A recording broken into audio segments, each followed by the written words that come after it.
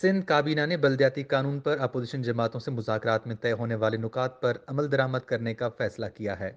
तर्जुमान वज़ीर आला सिंध के मुताबिक वज़ीर बल्दियात सैयद नासिर हुसैन शाह ने बल्दियाती कानून पर अपोजिशन जमातों से होने वाले मुज़ाकरात पर काबीना को ब्रीफिंग दी।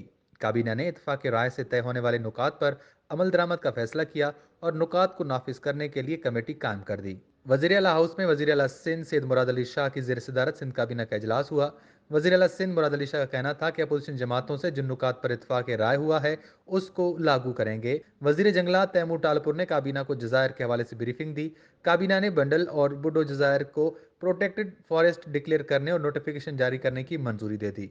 तर्जुमान के मुताबिक सिंध काबीना ने गंदम की सपोर्ट प्राइस 2200 रुपये 40 किलोग्राम मुकर्रर करने का भी फैसला किया और 1,4 MMT गंदम खरीदने की मंजूरी दी और खरीदारी के लिए 4,450 मिलियन रुपए के फंड्स भी मंजूर किए। वज़ीर आला सिंध ने महकमा खुराक और 1 मार्च से नादरन सिंध से गंदम की खरीदारी करने की हिदायत दे दी।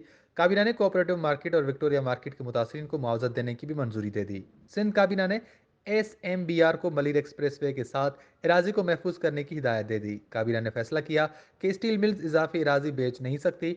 सब रजिस्ट्रार को इस इराजी को ट्रांसफ़र ना करने की हिदायत कर दी। जो स्टील मिल की इजाफी इराजी है वो वापस सिंध हुकूमत की मिल्कियत हो जाएगी। वश न्यूज़ कराची।